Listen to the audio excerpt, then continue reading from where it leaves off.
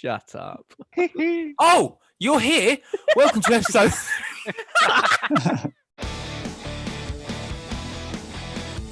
Hello, and welcome to episode 3 of the 2 Year Break podcast. My name's George. I'm here, as always, with Brad, Charlie, and Dan. But today, we've got a special guest, Lord Clint Murphy. Hey! Now, Clint he is a lord. How are you doing, sire? Good friend and producer. How are you doing, Clint? You all right? I'm great, mate. I'm feeling fantastic. I had my jab today, and I'm feeling perfect just before I go downhill in the next 24 hours. Yes. Yeah. Well, we've got you feeling all right at the minute, though. So that's the key. That's thing. the positive thing. Shall we kick off with a crazy question from Tom Hawkins? He loves Tom again. And you know How it's many gonna be questions crazy. has he got? Well, this is the second one, and we've got 3 more to come on future podcasts. Right. He's a mega fan. Oh, he Yeah. loves it. He's a friend and a fan. Actually, Yeah. Clint, I think you have actually met him once for Charlie's birthday. He was in the call at one point. Yeah, he was. Yeah. That one when I was completely blinding drunk and couldn't actually remember anything. Yeah, that's the You one. had that keg of like 8% beer. Yeah, but that was That's followed. nuts, That was man. after the 4 or 5 sort of what do you call them, torpedoes that we've done or whatever. Oh God. Can you Bit up, hear bit up. a really annoying beep? Beep? Yeah. Yeah. Yeah, sorry about that. I've tried to mute it. What is it? Obviously, my mum's obviously burning the house down. So there it goes So again. if he I'm gets dying.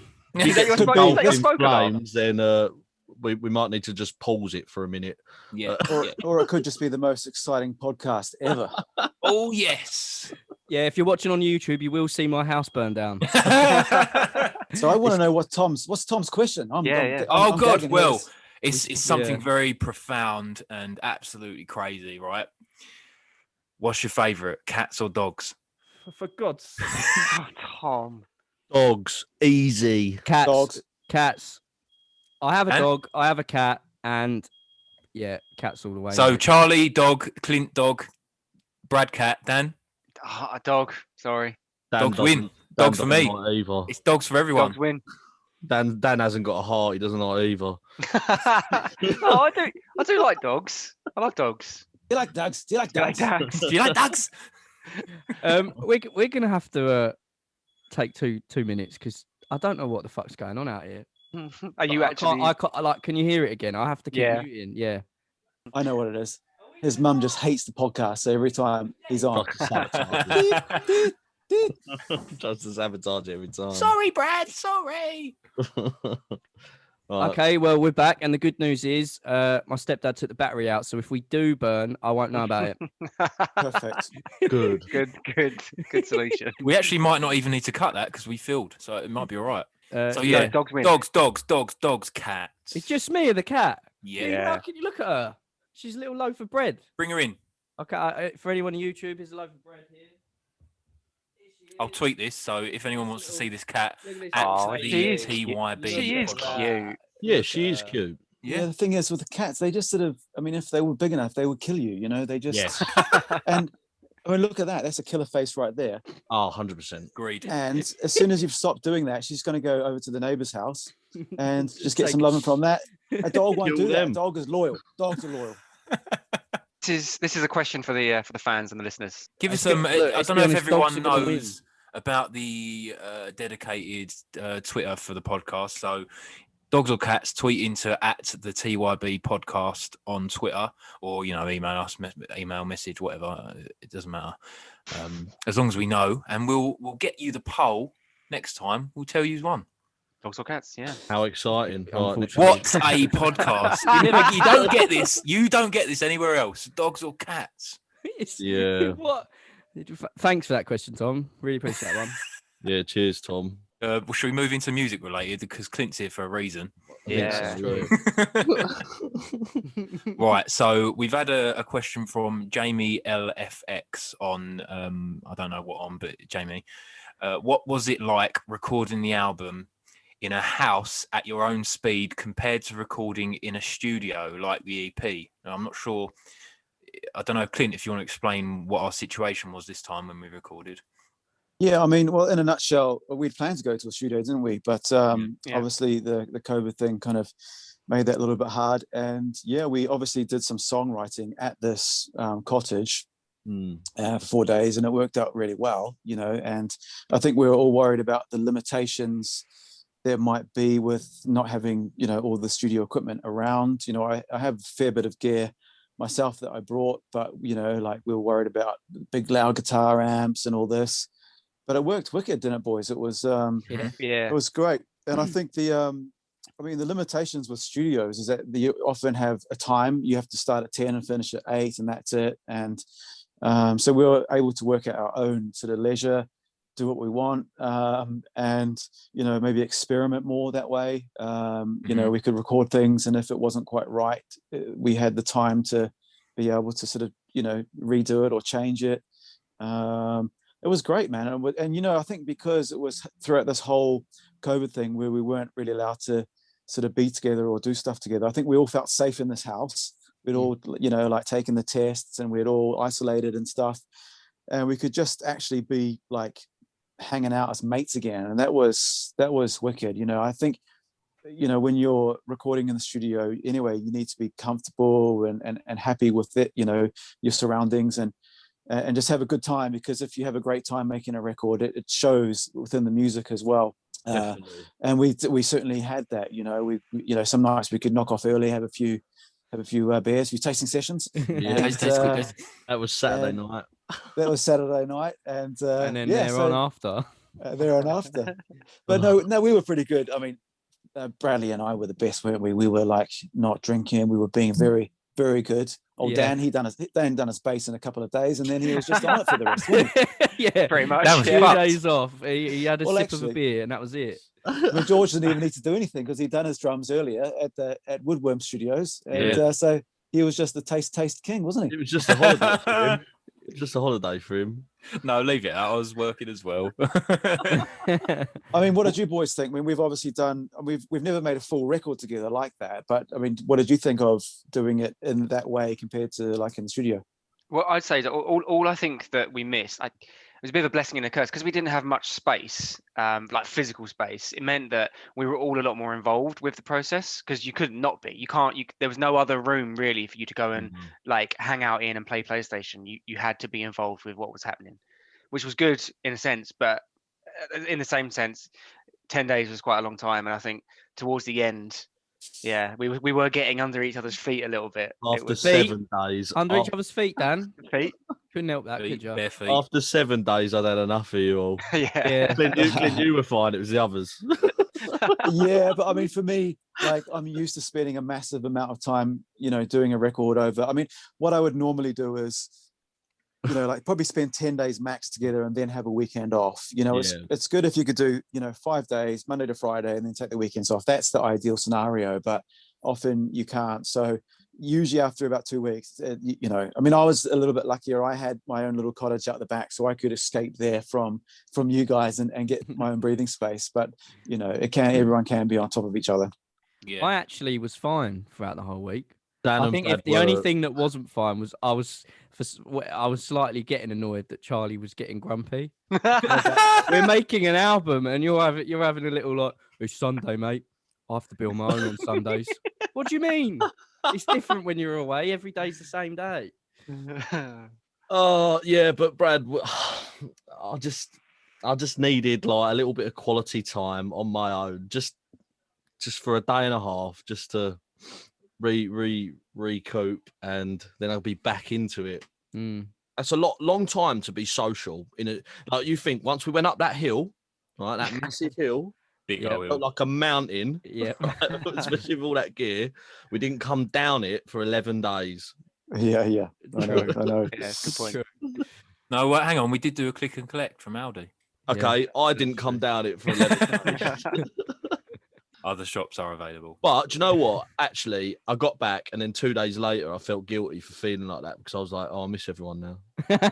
Oh. But I mean, it's hard because in those, I mean, there's not just hanging out as friends or whatever. There's also there's a lot of pressure because when you're making a record, so am I playing well? Did I play that guitar part right? Did I sing that right? Is it so there's all those things on top of it. So it can be quite hard.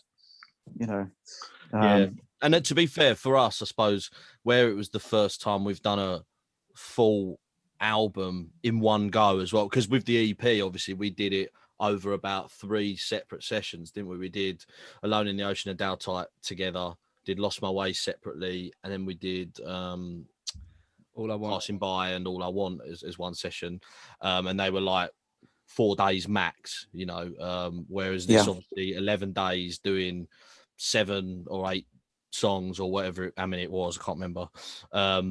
It was a massive learning curve for us playing for that amount of time and having that amount of concentration. I mean, Clint, you've done it loads of times, so you know you're a seasoned vet, but we're not. So I think that was a big thing for us. Yeah, I think a lot of people don't understand. You know, they book that time, and I'm always wanting to try and, you know, take time off or whatever. And it's not always easy, because sometimes you might be flying somewhere. Like, for example, we were looking to go to the Czech Republic and to record originally, and we would have done it in a chunk, you know, a big chunk as well. But we would have really wanted time off, you know. But you don't think about that at the time. You think, oh, it'd be fun. But you know, like tensions can really be quite high and stuff, and you really do need more time to record, just because you actually need time off, you know. But we did that, you know. We took Saturday night off and things like that. You know, you need those things. Yeah, and I'd always wake up at what I thought was a reasonable time, and Charlie would always say afternoon. Good at afternoon. 9 o'clock. It'd be 9:30, and I'm like, good afternoon. What do you mean? That's the morning. I've been up since like 7. Yeah, but you'd also fall asleep at like 1 and have a nap. So who's the loser there?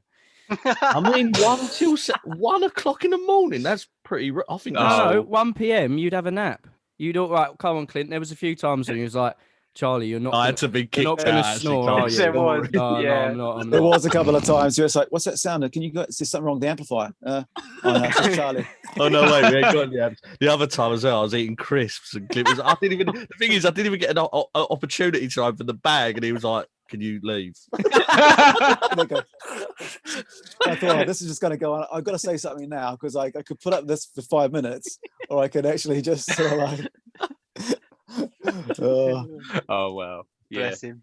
What was the so between, like, let's say the writing session that you did at Marsh and the recording that we did, like, was there a massive like difference in how you felt? And I think so. The writing session was absolutely nuts. We felt less hungover during the during the recording session. Because I'm only asking because I wasn't there for the writing session, obviously.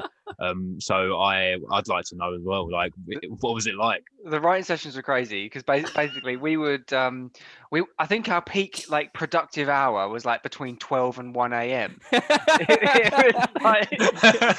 We would basically just mess around most of the day and then just get drunk, and then it'd be like, oh, I've got a really good idea, and then we'd spend like 2 or 3 hours. Do you remember we wrote track 1, right? Yeah, it is not to be named yet, and we wrote that chorus melody, and we were absolutely blasted. And the next morning we were like, I think we wrote something quality last night, but I can't remember it at all. Yeah. And then as soon as we played it, we was like, oh yeah, that's the one. But like, we had no recollection of what we'd made at all. I mean, the vocal performance was a little strange, but you could hear that it was good. Yeah, but you say that, like, with some of the performances. I mean, for me, it was quite a different experience, because I'm often just going to the studio to record the album. So my mindset of when we did the writing session was, let's go in and write some music. It just doesn't really matter what comes out. But I've always been like keen on this thing where, you know, use great microphones, use the things that potentially could be on the record, because there's so many times you might record a vocal and you go, oh, that's a great vocal, and you get really attached to that vocal, and then it becomes whatever the vocal is on the record, you know. And that was the case for you know, quite a few of the vocals, actually. I mean, usually we kept a lot of the melodies, and then it was just the lyrics, because the lyrics were just gibberish, you know. But not just the you know, like the lyrics of the melody, but some of the sounds, I think, partly because we were kind of a little bit like, we had a few under our belts at that point. You know, we're just putting on crazy distortions on vocals and things, and just like sing whatever. And then, you know, we were doing things with no kind of worry. With a bit of a carefree attitude. Yeah, it's just sort of throw it down, whatever happens, and then you listen back to it and go, well, we might have never have done some of those things. Like some of the sounds, I know we can't name song titles, but some of the main vocal parts or main hooks of of the tracks still have those same like effects or sounds, or there's some of the vocal choppy things we've done or whatever are still we use that stuff. Yeah, so that was pretty cool. And then when it just came time to doing the actual record, there was a little bit more pressure of got to get it right, but we kind of I think we it was good at that point because we'd actually already done a lot of the work, even throughout this lockdown when we were doing the writing in this format, like from studio to studio using audio movers and stuff, and Charlie was sending files and Brad was sending files and everyone's sending files back and forward. A lot of those a lot of the programming, the synth sounds and stuff, all done like here in the studio and in your places and stuff. Because I think that's probably something we should probably talk about as well.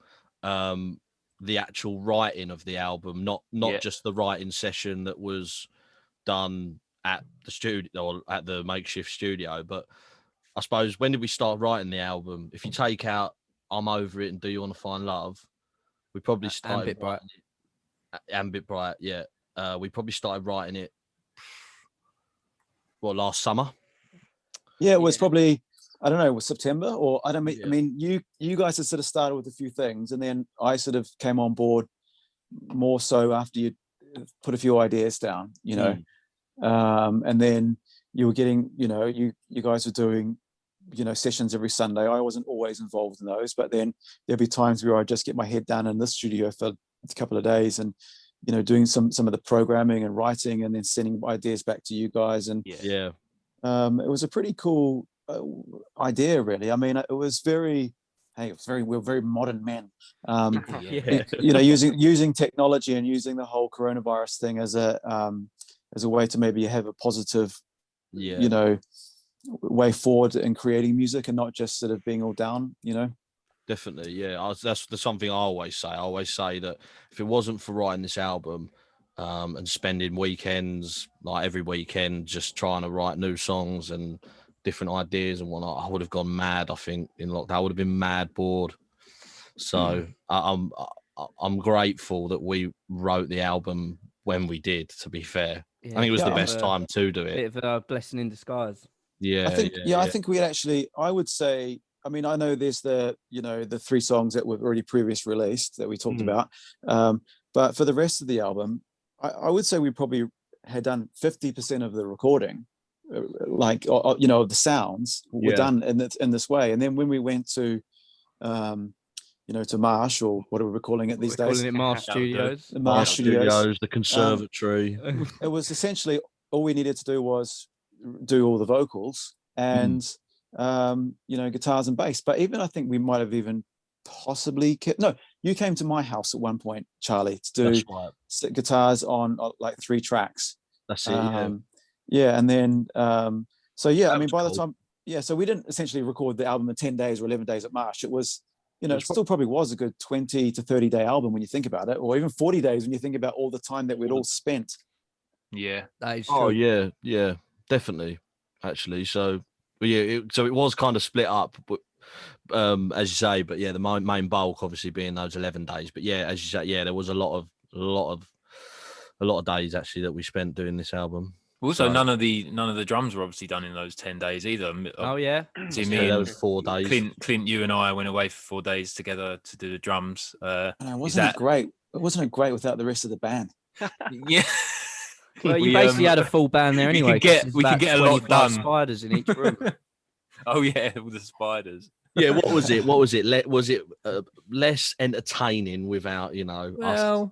But you were more productive, I would imagine, because I think we're probably more civilized. Really. We'll use that word. Yeah, it was cleaner. I mean, you definitely ate better with us.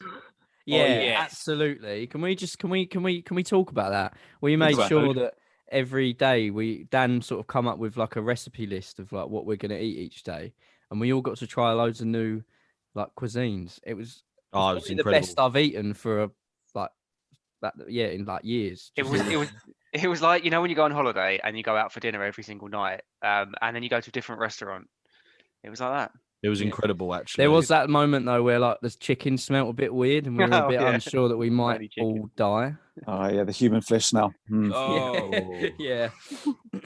Well, we decided to go for it in the end. Yeah, we still ate it. We were fine. What was your favourite meal of the week? Or well, 10 days, Clint? Do you remember them all? Yeah, I got to say, I think the one that sticks with me is I think Dan did the old, was it the Greek sort of vibe with the halloumi kebabs, all that stuff. It was yes, yeah, that was good. That's my favourite as well. I think that might have been my favourite. Oh, nice. No, my favourite was the was that the one? What was the one where we did the kebabs? That wasn't the same. It was a different night. No, it was the meat free one. Yes, yeah. No, it was not. No, it was nice. Actually, not my favourite at all, to be fair. Oh. Loved it. I loved it. But it was probably but because there was such a wide range of brilliant meals, it was actually one of the lowest in my ranking. My favourite being the kebabs and the ramen. Mine was ramen. It was tough. They were neck and neck, to be honest. That was my only dish of the 10 days. I made the ramen. Done very well. I think the kebab edged it, but very, very nice. Also, that was when I discovered that I love onions. Oh yeah, red onions. Red onions, particular. I think it was brilliant. Red particular. Cool. Like we nearly didn't get enough of them in the actual meals because I was just picking at them. So Charlie, you used to be like a bit of a plain boy, didn't you? Yeah. I was the guy that liked it dry. On the kebabs, I didn't have any sauce or salad, but my taste buds have since matured, and now I'm exploring a new world of cuisine. Loving it. I mean, I tell you what, sounds pretty rock and roll recording experience, really, doesn't it? Between all the cooked meals and the one of my particular favorite moments is me walking in the door with my my sourdough starter and all my sourdough stuff, and you guys look at me going, "What is this middle class prick?" and then by the end of it, everyone's going, "Oh, can I take a bit of your starter home?" And now everyone's making sourdough every day. Yeah, mate. I've still got Biggles. He almost died, by the way, Clint. I almost killed him off. I poured, like, I wasn't looking, and I was feeling like I was feeding him water, and I just weren't looking, and I gave him like 10 times more than I was supposed to, but luckily it didn't mix, so I was able to pour it out. Oh, nice. I almost drowned him. Good save. You know what? I mean, I actually, I've just been over to the Czech Republic, and I completely forgot about him. And like my wife basically like spoke to me about to the 12 days and said, "I think Biggles is dead. We forgot about him." I'm like, no. My plan was, I thought, it's okay. What I'll do, I'll get in at Heathrow Airport. I'm going to drive to Dan's house because Dan's the most sensible. He would have kept Biggles' spawn still alive. I can drop in and get a sample and maybe like revive him, but no need to do that. He's fine. Oh, thank God for that. Good. Oh, mate. I love that. Out. You bake your own bread, and then out the back of it, you three, Brad, you bake your own bread now. I love it. I do one a week at least. And in fact, same. I've given a bit at the start to one of my mates from work as well. So he's Biggles is finding his way out there into the world. I was impressed by the fact that you guys have kept it up. I was just honest about it. Look, it wasn't something I was going to keep up. I would have done it once, and then I would have killed him. That's not your world, is it, Charlie? It's not my world. I'll bake bread in my own time. Oh my God. Well, do you bake your own bread? ToYourBreak@gmail.com. Yeah. And if you've got any tips on recipes or any techniques, give the guys any recommendations because they'd love to hear. Yeah, please do. I won't. But they will. So nice. I guess like moving on. So Clint, how did our process sort of differ from other people's that you've worked with? Well, one thing that probably sticks with me is that because you guys are basically mates, we've known each other for ages and we've done a lot together. It's really easy to like just to be together, and actually be honest as well. And I think it goes both ways. If you don't feel something's right, you can tell me without having it to be all a bit, weird and formal, or often when you're recording with someone, the first time. It can be, it takes a few days to actually sort of get into, that kind of zone. So get used to the person and everything. Yeah, and then also, I mean, probably something that was quite different is obviously I was very involved in the songwriting level with you guys. So it was different. I had a different emotional attachment to the songs that I normally wouldn't, like I had to try and put my producer head on sometimes and try and step away from the song and try and see the song for what it is. Is it still a good song? Not just, because I helped write this. Yeah. It's amazing, because that's the thing as a songwriter, it's really hard to see past whether it's got potential or not, I struggle with that daily. But I think what we had is we had time on our hands. We were able to do things and then come back. I remember actually with one of the tracks, which is going to be the next single, I believe, which I won't say what it is going to be. I was never really, I mean, I loved it, but I never, really knew whether it was, amazing, great. And then I remember leaving it for 3 or 4 weeks and then coming back to it and going, this is a banger, this is great. This is a really good song. And I think, you need that perspective sometimes. And if you can do that, even between like recording an album and then just stepping away from it for a bit before you even start like mixing the album or even listening. So, and I mean, as it stands at this point, I sort of mixed half the album, but I haven't actually finished the rest. And it'd be really great to actually come back to it in 3 weeks' time with fresh ears and go, oh, that's really obvious. That doesn't need to be in there now. Or, I know I've gone off piste with this question a bit, but no, it's fine. No. I can't even remember what the question was. The question was, what was different about making a record with you wankers compared to all right, yeah. Well, I mean, in relation to that, I guess, if it's all right with you, if we ask you about a couple of bands you've worked with, maybe. Sure. So, what was it like working with Busted on Halfway There? It was amazing. We had, we had quite a good budget for that one. So we had more than us. Really, a little bit more. I find that no way.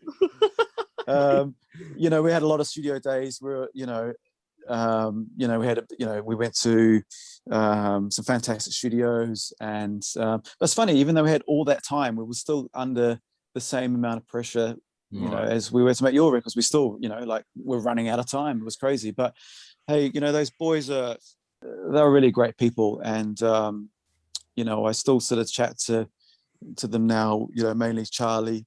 Yeah. And they're lovely. Really welcoming guys, and I love working with them. And the thing is, when you're doing my job, and it's not really a job as such, you're hanging out with it sort of 12 16 hours a day. You want to be able to get on with people and have fun, and and you want people to appreciate what you do and your work. And it's those projects when people are really difficult and don't appreciate you, even if it's a really famous band, it's just, it's not enjoyable. I'd rather work with someone, less of a name, as long as they're just good, good people and got good songs, So they're great. I don't really know what to say though. It was fun. The funny thing is, go on. I didn't even know who Busted were. What? Oh yeah. When you told us that, we were like, what? They were like the biggest band in the UK in like the early 2000s. I know. It's crazy. I know. And I mean, obviously Gil Norton produced this record, and I remember Gil. I was actually down at Reese Broomfield studio. It's called Broom Cupboard. I think it's called something else now. Yeah, shout out to Broom Cupboard in Southend. Yeah. So where we shot Bit Bright. What's it called now? SS2. SS2. SS2 still SS2 recording covers as well. Yeah. And so I was thinking about those guys actually, Youth Club. When are we going to do something again? Because they were good times. I like recording. Yeah, I need to get that band back together. Youth Club. I was down there. I got a call. I got a call from Gil, and he was like, "Oh, maybe doing this Busted." I'm like, "Oh, cool, Busted." Busted. And I remember turning around to one of the Youth Club boys, and they were like, "Oh my gosh, they live like James lives down here, whatever. Do you not know who they are?" I'm like, "Yeah, no." They're like, "Do you know the song Year 2000?" "No, I don't know that one." It's year 3000. Year 3000. Year 2000. Yeah, you know what I mean. So there you go. And then so that was there's your proof. There's your proof right there. Yeah. But no, it's great. It's good. It's good fun. And I mean, I grew up in that era of listening to pop punk and stuff anyway. So You know, it was great. It was good fun, and we had Quobus playing drums, who was like, you know, he's not as good as George, but you know, he's got some skills, and so no, that was great. Would Cobus agree with that review? He's I've been watching Cobus on YouTube since I was about 12. Yeah, it's mental. Yeah, he's so good. Yeah, he's such a good drummer. Cool, man. He's got way too many toms for his that he needs to have. Look, Cobus is probably listening to this, so Cobus, get rid of them toms. Get rid of the toms. Actually, I was on like the first couple of days. I was like, do you use all these? And he's like, yeah. So okay, like even the really tiny one. Do we need that one? You know, like it was like. I love the way you're sounding him out. Yeah, I know. So and yeah, what do you mean? Yeah, what do you mean? You know, so like in this next song, do we need you know? And so I managed to actually. He kindly removed one tom for me. So yeah, small victories. I know, but there was a point actually. That's brilliant. There was a point on the record where Charlie was. We were kind of like, you know, sometimes we're trying to like dull down some of the drums so it wasn't just like crazy all the time, you know, because you need some room for a vocal. Yeah. And I remember Charlie came in at one point, you know, and he was like, Gil, you know, if I wanted to have like really boring drums on the record, I would have played them myself. That's good.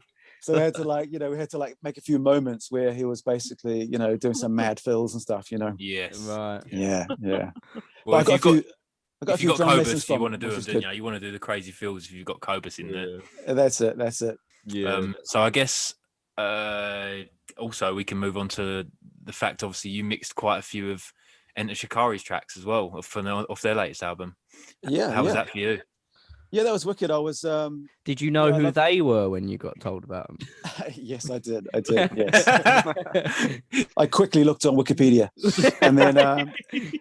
Don't trust Wikipedia. I think Dan writes all that for everyone. He just goes on there and codes his own quickly words. Edits it if he gets asked a question.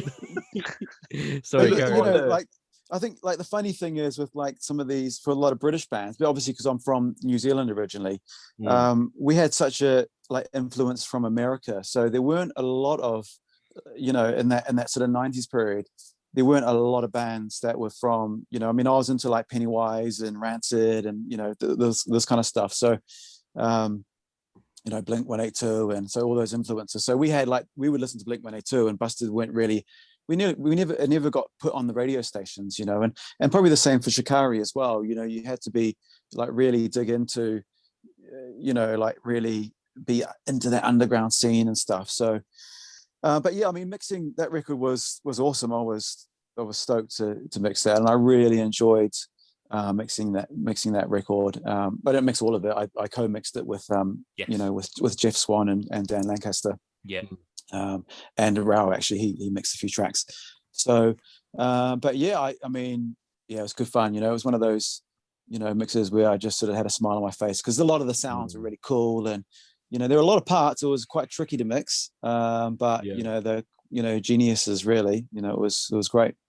Such a good album, isn't it? I mean, when I heard it, I was like, "This is great." Oh, it was like because it came out in 2020.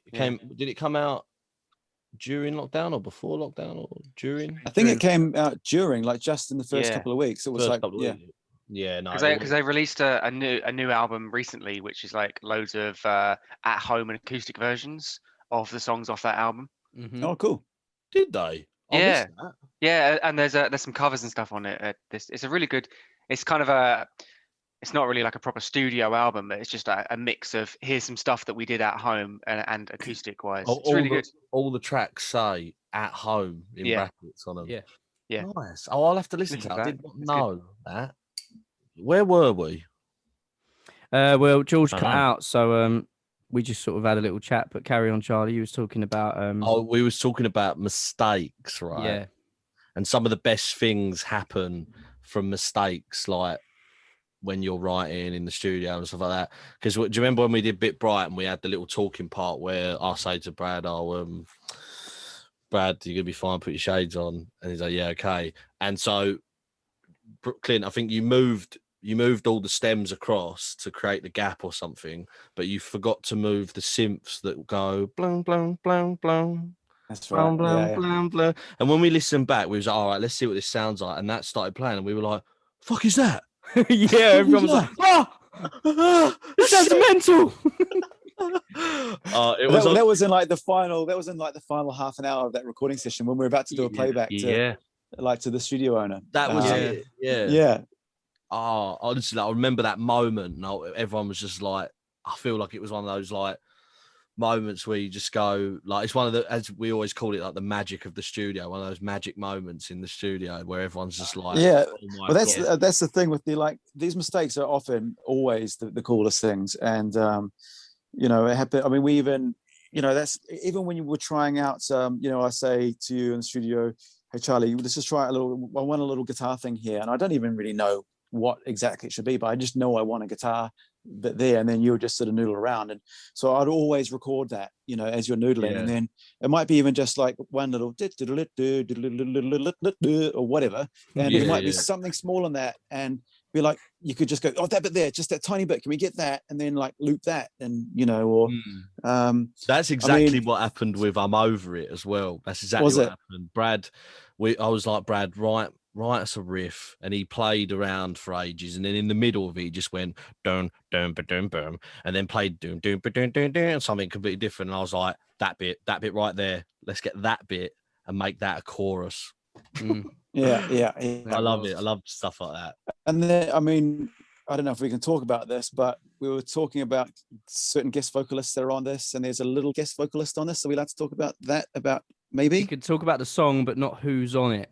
Okay, so what can we say? You tell me who is particularly on it. Well, there's somebody that is on it that did like a screamy part, right? It was just like, just try something, and then what came out of the voice was just like basically a total mistake, cracking out all this weird thing, but it ended up being like, that's the one, even though it's like not what was supposed to be, So that was like, it. Yeah, it was because it was like the voice pitched up in tune weirdly.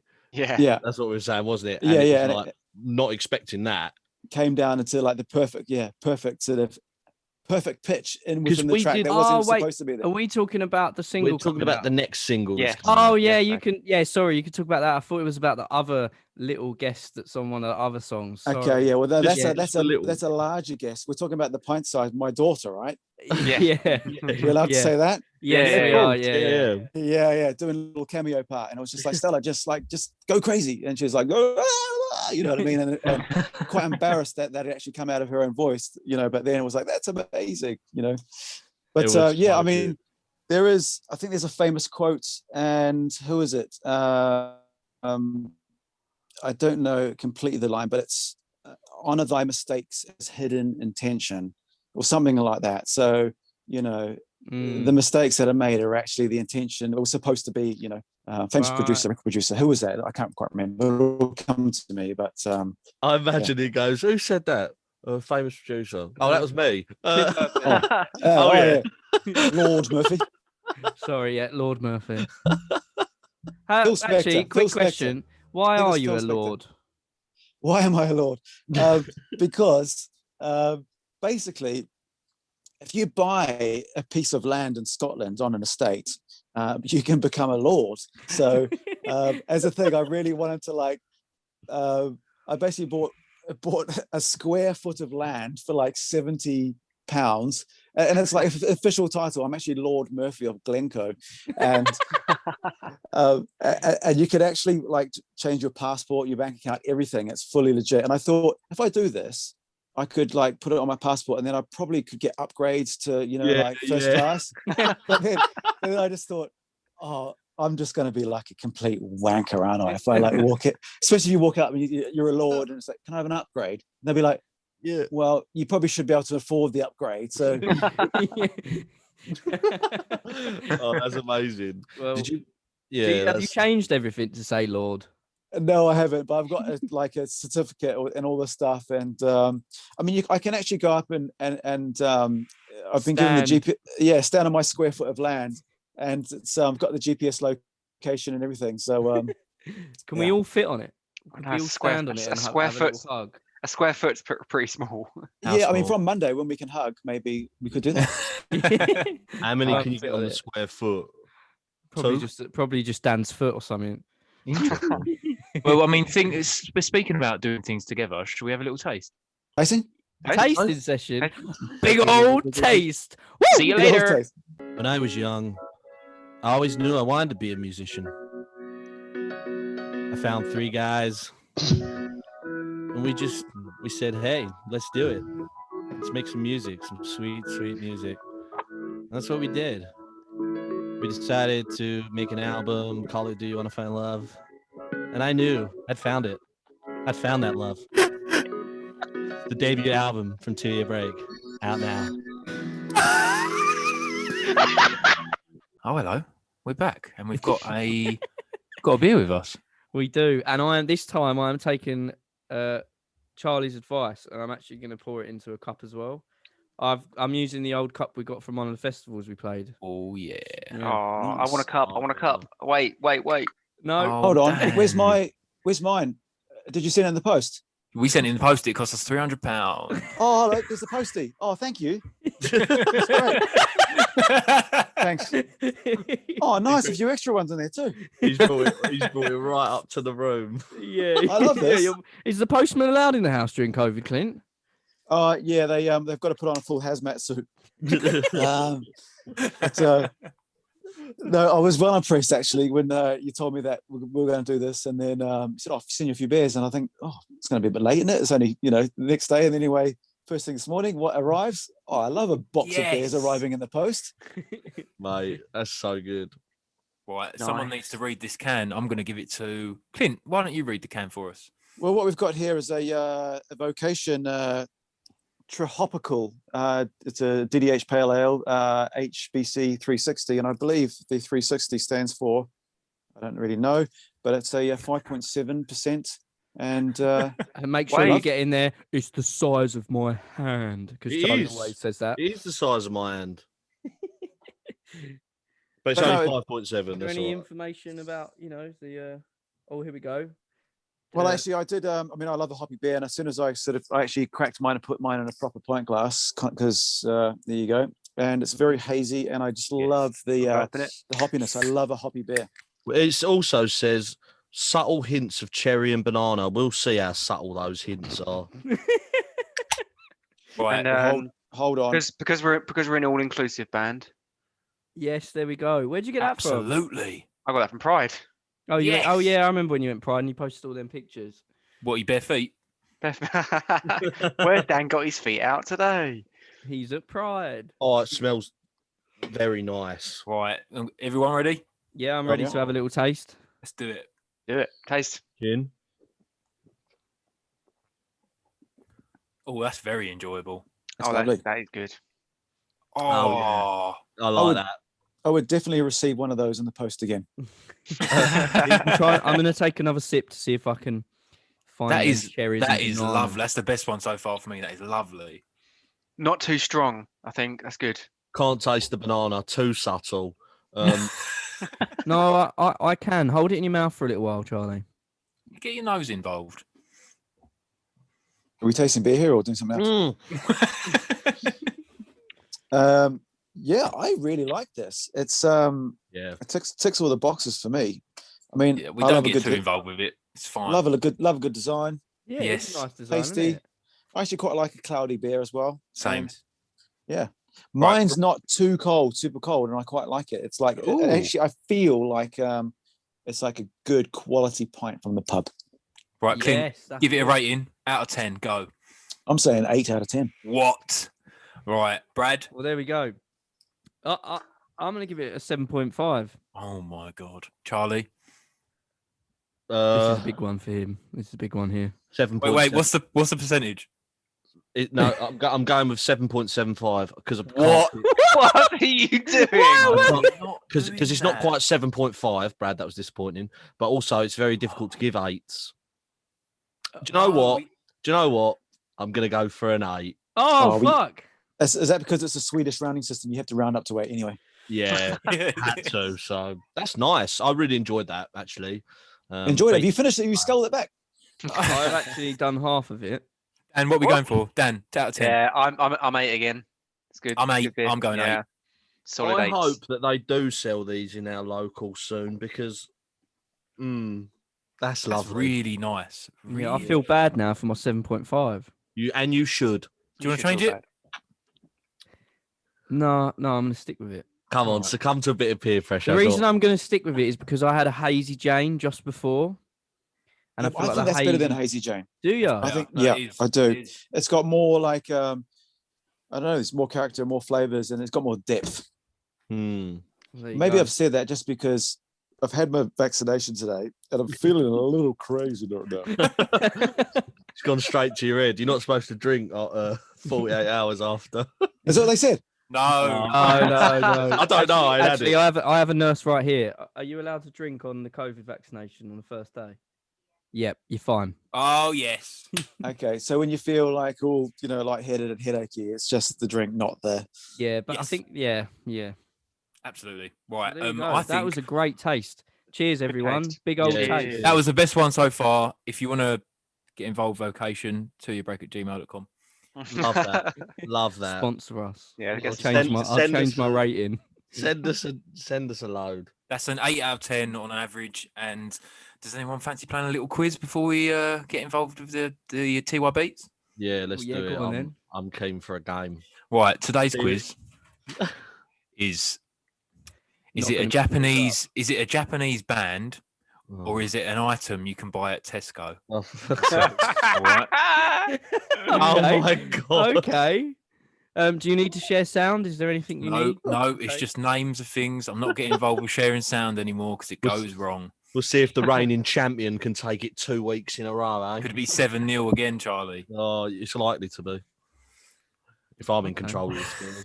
So just to explain a little bit, I'm gonna say a number of words. Could be 1 word, could be 2 words, could be 3 words, and then it's either going to be a Japanese band name or an item that you can buy in Tesco. So any item you buy in Tesco could be fruit, could be groceries, could be like cleaning products, could be anything. All right. I'm Right. so Okay, excited. I'm quite excited to see this one. Is it a All right. Japanese So band or a fucking grocery? a bit crazy. Right. Number 1, Bandmade. Bandmade. Is it a Japanese band or is it an item you can buy in Tesco? Oh, it's definitely Tesco's. No, I'm going Japanese band name. Oh, this is hard. Bandmade. Right. So Clint's gone to Tesco's. I'm going Tesco as well. I'm going no. Japan. I'm in Japan. I'm in the Japan corner. Japan. Come on. Right. I mean, hang on. Brad and Dan went for Japan. Clint and Chaz went for Tesco. Is that right? Yeah. Bandmade is a Japanese band. Yeah. Oh. 1 point. Is it? Can we clarify? Is it made as in like MADE or as in a MAID? MAID. Yeah. Oh, See, well, then I would have gone we- Japanese we band would've then. known that, yeah. I would have gone Japanese Well. band otherwise. Oh, It's here a comes funny the accent. excuses from Charlie. Here we go. So it's 1-0 to me. 1-0 Right, to go on. me. Yeah, joke's getting old, mate. Move on. For Calm goodness down, sake. Ed. You look like Edna Mode. Oh, for fuck's sake.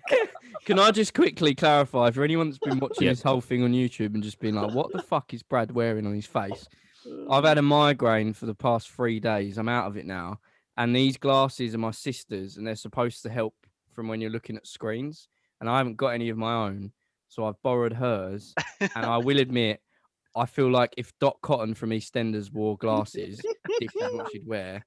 And I feel like I'm rocking it. So fuck you all. Let Yeah, us you're know in the fine. comments what you think. Is he rocking Yeah. it or does he look like Edna Mode? Yeah, you actually, to be honest, you look a little bit. We're talking about not to you, break. That's you guys. But that beer has gone straight to my head. What? We're talking about Youth Club. You look a little bit like Jerry from Youth Club. Yeah, there we Yeah. go. That's cool. So I hope I'll take Jerry, that. if he is listening at any point, doesn't take offence to the Edna Mode thing. or Dot Cotton. Or Dot Cotton, yeah. Anyway, right. Well, look. Back to the game. Back to the let's game? go. Yeah, Yeah. I'm excited. Should we get involved with a little bit of the collective suckies? Oh, Oh no! that's Oh. got to be. That's got to be a Japanese band name. They're one of my favorites, actually. Yeah. Yeah, I've got the record here. Oh the collective sucking. I think it's a trick. I'm going Tesco. I feel like it's a trick as well. I'm with Dan on this. I'm in the Tesco. I feel like it's like a sweet or something. Yeah, I'm gonna go Tesco. I would just love it to be a Japanese band. That would just be so good. Do you know what? I think it is now, but I've said Tesco and I'm sticking with Tesco. What's the answer? So Clint has gone for Japan. Yeah. Japan, and everyone else has gone for Tesco. Yeah. Yeah. All right. So the collective suckies is a yogurt from Tesco's. Yes. Oh, like a little froob. Little froob. Oh yes. Well, Clint. Well, you know.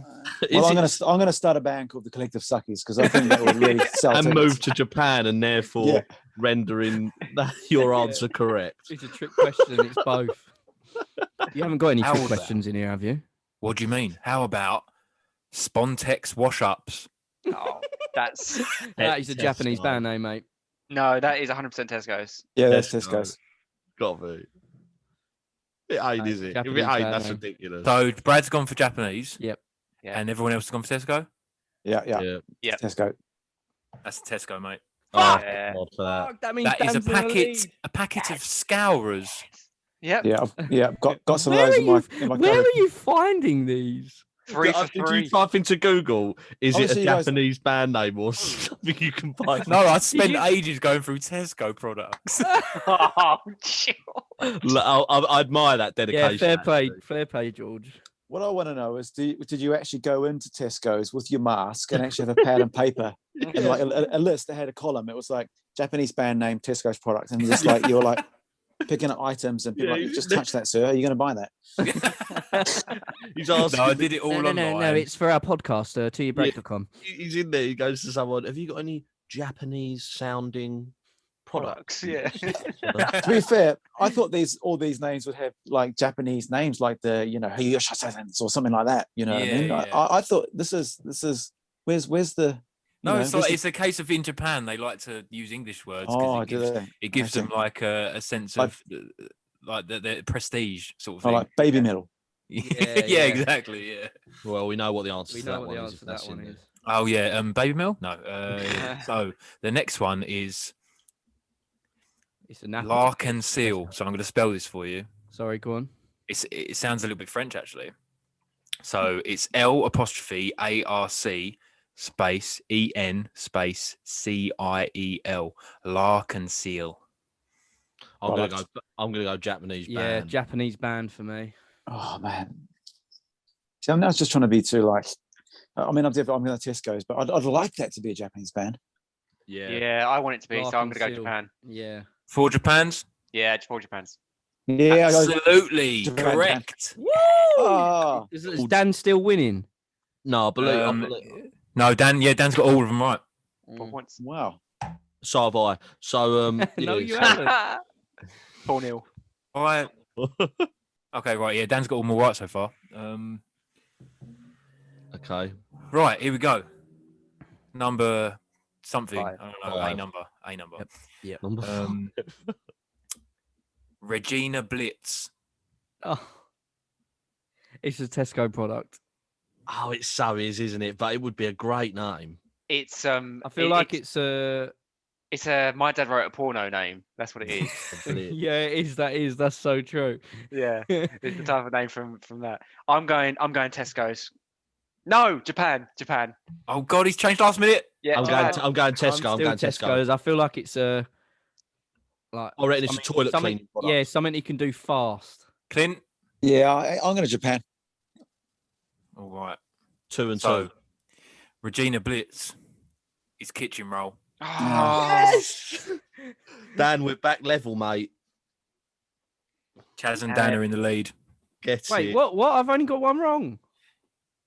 Oh no! Wait, Brad. Incorrect. Brad. No. Brad, Dan, and Chaz are all, and Clint's the loser at the moment. As with all of these sort of quizzes, always you can't blame generation on this one, mate. Can't blame. Yeah.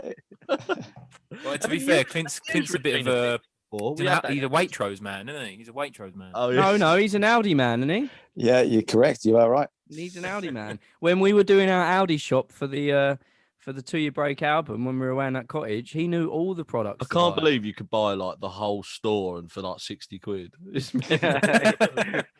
But then they turn up and go, yeah, we ain't got that, so we've refunded you for that. To be honest, Clint, I'm currently looking at houses, and when we drove past one of the houses, we're like, oh, there's an Audi there. Nice. Great deals there. Buys his house. That's it. I'm going to be messaging you when I move out and be like, hey, I'm using Audi. What do I get? Nice. Hook me up. Hook a brother up. Hook me up. Right, number 6. Yeah. Number 6. Yeah. Mrs. Green Apple. Tesco. No, that is such a. I think this is a tricky one. Mrs. Tesco. Green Apple. Tesco. Band. It's a Japanese band. Yeah, Japanese band. Tesco. So Mrs. Green Apple is a band from Japan. Oh, Yes. why am I so useless? A little bit at this? of information about them. They did one of the outros for Yu-Gi-Oh series. Oh, really? Yeah. Oh, well, there you go. Well, it's a terrible name. It should be an apple.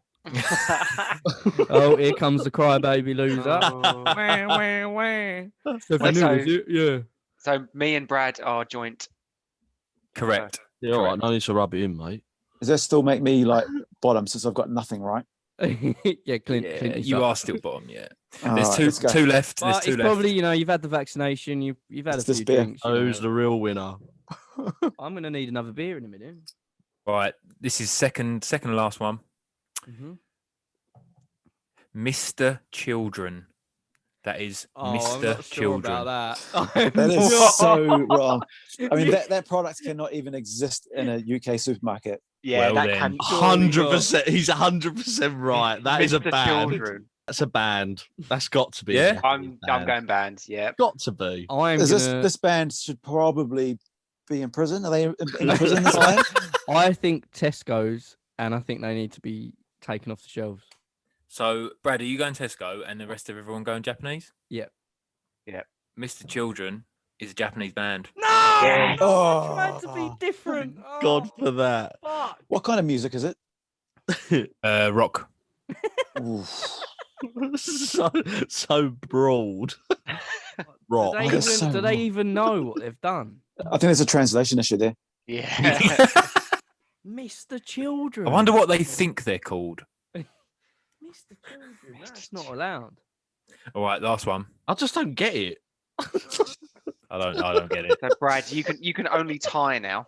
Genuinely though, search that name. That is a band from No. Japan. I No, don't no. want to search that, man. Like, honestly, if I search Mr. Children on my browser here, I think the cops will start coming around. Oh, for goodness sake! Yeah, that's not something you want to be on your search history. You Next can one. search it on Spotify. Yeah, Spotify. Do it on Still on your Spotify. browser, mate.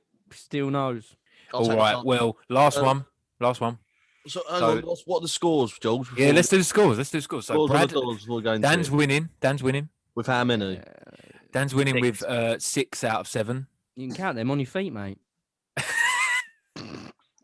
And Brad and Well, Chaz, you've both got 5 out of 7. well done, Brad. And Clint, there's Well no done, point Charlie. of mentioning your. Have I got no points? No, you have. You've got 3 out of 7. Oh, have I? Yeah. Mm. All right. So number 8, final. Here we go. We got to go opposite to Dan. Fragata. Fragata. Fragata. You go. I'm going first, Dan. Tesco's. Japanese band, look, then. I'm gonna lose anyway, so if I'm gonna tie it, it has to be a Japanese band. Yeah, I've done the same, I'm going Japanese band.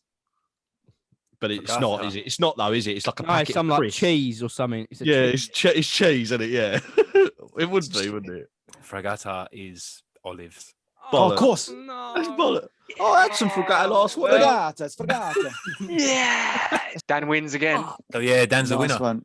Is that, Well so done, have I won 2 out of 3 of these? Yeah. Well, look, one of the ones you won, we're not too sure about that one. Questionable. It's 2-1-0, but yeah, I'm so smug right now. because Dan Well done, everyone, Dan for won a proper participating. Dan won a proper cheap point on the first one, didn't he? Because me and you fucked up with the rules. He sat there going, hand up, just sitting there waiting. He patiently. never. If you listen to it back, he never actually said the name of the No, song. he didn't. No, but he got didn't. given He- the point.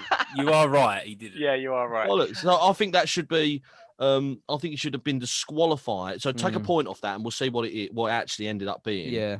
So, do you know what? For argument's sake, let's just say it's 3-0 to me. And no, I think Clint won. Let's move away from the games, and we'll move to TY Beats.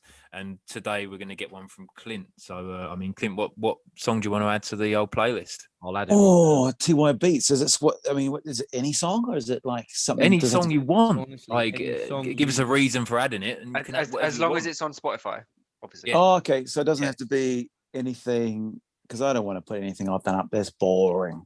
Oh, I have. okay. You know, you've worked with 50 Cent before. You stick one of his on. I'm going a bit wobbly now you say that. Maybe a bit crazy.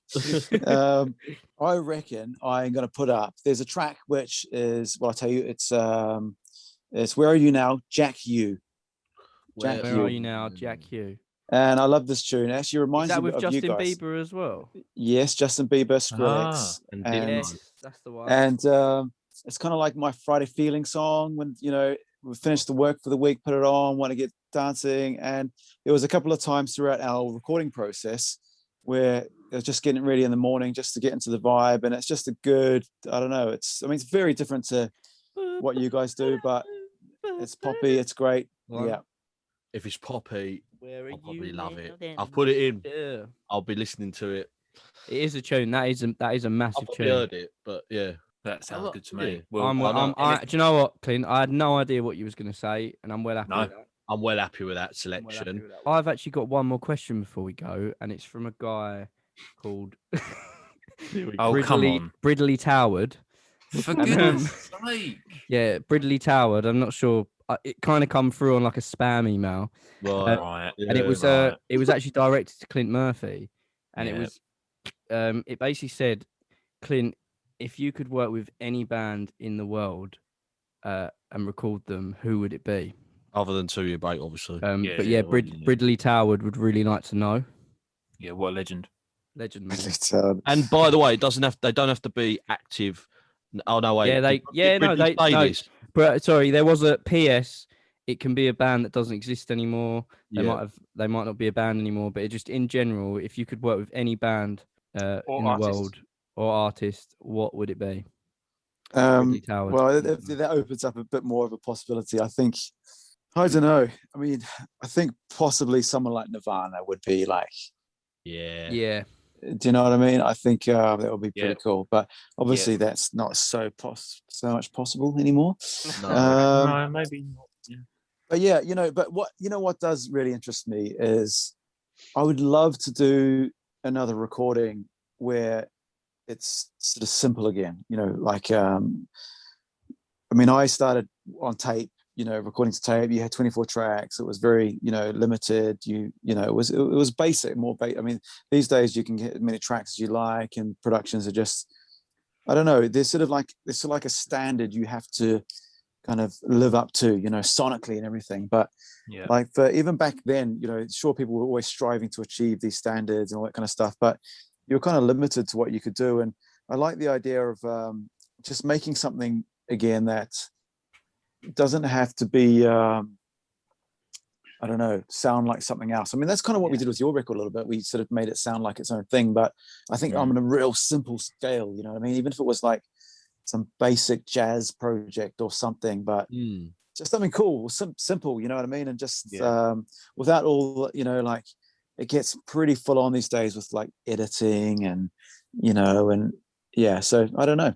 So my partner Emma, she has this say she likes music that's real, as she calls it. She likes real music. So she's really into the old 60s music, 70s music. She's like, I could just picture just them with drums, bass, guitar in a room recording it, and everything you hear is just real. There's nothing, it's like that. And I think there's something nice about potentially being able to go back and do that again. Obviously, it's hard because you wouldn't do that now, but. Yeah, well, I think you would. But certain genres you could, like, with sort of like jazz or more like sort of more the modern jazz, where it's like, like drums and bass and it's like more funky kind of stuff. It can be a little bit funky. The drums don't have to be banging, and they can be a bit sort of crushed up and horrible. And I think I'd really like to do something like that actually. But to be honest, doing anything with anyone who's a fun person would be great. I've always wanted to do like Muse or something like that. But some of the best albums I've made are actually one of the best albums I actually made was actually for Some Lads Your Way, which you know very well, and Ollie is in this band. If you can guess, was in this States of Emotion. States of Emotion. Really it was album. It was a real shame that the album didn't take off the way it did and everything. But one of the best albums I ever made was because of the fun times we had, and or the I associate when I listen to those songs, those memories come back, not just the music. Yes, definitely. Definitely. That's what I think about when I listen to all of our songs. Like, takes me back to like all the sessions and whatnot. But I've got a little story, a little history fact here. I remember it was probably because of States of Motion and the link between Mark Watts, who maybe a few people know who he is, a diamond geezer. Yeah, we'd have to shout his studio on the podcast. Yep, White Room Studios. I remember getting a call from Mark, and I was actually at Gloucester University doing like a lecture masterclass sort of thing there. And he was like, "All right, geezer, I've got a span, Here I'm putting my worst Mike Watts accent. Exactly what he sounds like. But I'm going to do He'll it. love it. He'll love people can laugh at this. So, all right, geezer, I've got a spare, right? They're great. They're diamond geezers. They got no money. But I reckon you'll love working with them. What do you reckon? Would they're good mates with Ollie and that from States, and I was like, oh yeah. And so it was basically you guys that he was talking about. Oh, they got no money. No money. Yeah, exactly. Some things don't change. That's a great way to start the conversation, isn't it? Their skin. Well, no, what he knew though, see, what I was doing is, and I still kind of am doing it, where I develop artists. So I work with, try and pick like 3 artists a year, where I try and maybe record a track and do it for next to nothing or nothing if I can do that, so I was in a position where I could get free studio time for at Modern World Studios, where we made a lot of your previous material. Rest in peace. So Mark was like, all right, do you reckon you can get the same deal? Would you do it? And I kind of like, I didn't really kind of know, but and I think that was the first sort of introduction. I remember being in the halls of that university when that happened and kind of agreeing to it, to basically take the phone call to say yes, I'll do it. I remember the phone conversation. Me and you. I'm so glad it happened. Do you remember? I do. I was in Soho. This sounds really posh now. In Soho, in my apartment that I was renting, recording a band, and you sent me your demos. There were 2 tracks, right? Was it 2 tracks or 2 or 3 tracks? 2 tracks. Awful. It was amazing because it was like how demos used to be sent to me, like basically one microphone in a rehearsal room, you can't hear a thing, you know what I mean? Yeah. And I was trying my best to make out the melodies in this, like what's going on? I can't hear what's going on or whatever. I remember having the conversation with you and sort of, because you never really know when you first meet people, how far can you push them? You don't want to push them too far. And there are things, as all producers would change, like some structures and some things. And I wanted, just saying, it's really good, man, good songs. I think maybe we can edit down a couple of sections. And you were like, from memory, you were like, oh, I'm gonna put on the same accent now. All right, geezer. It's like, oh, I think the structure's fine or whatever. And I was like, oh, I don't know, what's it gonna be like? Is it gonna be? Yeah. Do you remember that conversation? What's your? The takeaway I've got is. I sort of said to you, you said, oh, like, what's your budget or something? And I said, like, oh, we've got like 200 quid. Just like, yeah, it's not enough, really. To be honest with you, like, nowhere near. It is quite funny just to interject that, like, people don't realise how much it actually costs to make a record, and they don't realise the amount of time. There's like, Charlie, you said one of your friends, I can't remember if I've mentioned this before in the podcast. Oh, it cracks me up. Your friend was like, well, what, you only go there for like 3 minutes 30, play the song all together, and then it's done, isn't it? Yeah, No, absolutely not. I said to him, "Oh yeah, no, I was down in the studio. I spent 2 days recording a track," and he went, "What?" He went, "But the song's like 3 minutes long. Yeah. Why don't you just go in there, put the mics up, play it, record it, and then leave?"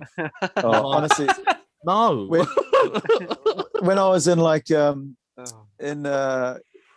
like working for a studio before I was freelance and stuff, and I used to have to answer the phone, and some of the things that people used to like say, you know what I mean? And this is a classic one. They were like, in New Zealand, it's like, "Hey bro, yeah, so I got a track here, got some beats, and so the song's like 2 minutes long. So basically, what, need like a run through 2 minutes? Can I book 4 or 5 minutes?" I'm like, well, 5 minutes. yeah, it doesn't really work like that. I said, you know, we charge it by the hour. I said, "Oh, okay. Well, how much for an hour?" Like, well, you're going to need more than an hour, you know, like it's not, you know, like, I know it's the crazy, some of the stuff you get, man. Yeah. But by the time I used to love walked it. in, said hello, had a coffee. Yeah. I You've know. done your 5 minutes. You've done your bit. It's not like you set it all up and then go, "Okay, we're going to start. Okay, so time starts now. You got your 2 minutes." You can do clock watching. You can feel it. Well, But yeah, like back in the days before the internet, and this is like showing my age now. I used to, you know, we used to do pranks, phone call pranks, you know. Yeah. And I used to love calling up like the studio I used to work for all the time and just putting on the voice and saying, "Oh, hi mate, you know, so I've got this track. I've got it's an orchestra. I've got an orchestra of 30 people, and I'm singing to that one. And yeah, it's like 10 minutes long. So can I book 10 minutes?" Oh, so like listening to their voices, they're not trying to laugh or crack up, man. It's great. Yeah, that's brilliant. Well, I'll tell you what. It's a great. That is a great little story, and look where we are now. You have actually pushed us a lot further than that's demo that Charlie probably sent you back in like 2017, 2016. Why don't you put that demo? No. Are you sure you want to do this on this? I reckon I've still got it. I reckon you think you still got that demo? I will. Yeah, I've got every demo everyone ever sent. Yeah. Just to clarify, I wasn't in the band at this time, and it's all Charlie Barnard's vocals. I might regret saying this, but maybe I'll tweet like 10 seconds of that demo. Yeah, it's awful. Well, I'll tell you what. Bridley Tower has got well worth. Definitely got his money worth. Oh, he's got his 50 quid worth. He must be so happy. Thanks for the 50 quid, Bridley Tower. You're amazing. And if anyone else has a question they want to ask, send to your break along with 50 quid, and we will answer it. Yeah, toyourbreak@gmail.com. Honestly, if you've got any questions you want to ask, send it to our email, send it to Instagram, send it to Facebook, wherever you want. I think to be honest, we've gone way over what we were supposed to do time-wise. Absolutely, but I feel like oh my goodness, good value. It's all in the archives. Look, you're not paying for this. You listening to it, so don't worry about it. Don't worry. I'm not worried. No, I don't think anyone's worried. All right. Well, should we end it there? Yeah. Thank you so much, Clint, for joining us on this little podcast. Yes, appreciate it. It's been a pleasure having you here. Yeah, well, thanks for having me involved as always. It's I really can't wait to get these next tunes out to people. When is the next single? Do we have I mean, this is obviously doesn't get released now. This podcast, it's in a couple of weeks. This is going to be released on Monday. Monday, not this week. Monday, the next Monday. Which means we'll probably actually have announced potentially a release date.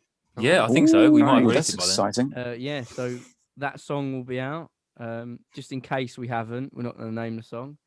And then the album, look to be continued. Look for that in the summer. Look forward to that. So, of course, as usual, if you wanted to ask any questions, tell us any stories, etc., send it to touryourbreak@gmail.com or message us on Instagram, on Facebook. If you want to support us, then go to shop.touryourbreak.com. Got loads of merch on there. Again, thank you, Clint, for joining us on this escapade. And I guess we'll see you guys next time. And maybe, Clint, if you want to come on again at some point, we'd love it. Yeah, love to. Yeah, and album if there's any, Clint, right? If there's any other, like recording questions or like geek nerd questions, I don't mind if people chase me up somehow on socials and just. So what are your socials? We'll put your Instagram tag. Cool. But I don't mind. And... I don't mind. So please, if there's any questions, go ahead. All right. Yeah, we'll tweet. Yes, Bradley. We'll tweet your stuff out. Bradley, album 2. Yes. Yes. There we go. Your question was. Yeah, we got. Cool. I mean, we can't just leave it album 1, can we? No. No, exactly. No, we'll start writing album 2. Well, you don't know what's happened, Dan the other night, he messaged me. I think he was probably boozed up a little bit, but he's well up for getting involved in the writing sessions, Charlie. Well, that's fine because I'll be with him, won't I? Basically, what happened is I watched Rocket Man. Recommend that to anyone. Great film. And it inspired me to want to write music. So. Yeah. Nice. I think also. What? I'm sorry. What have you not already been doing that? Okay, I want to be more at the forefront of writing the music than. It was a welcome message. Send me what you've got, and I'll have a review of it. Goodness. Anyway, George. Right, end the podcast there. End it Send it off. Everyone say goodbye. Bye. See you later. Bye. Peace.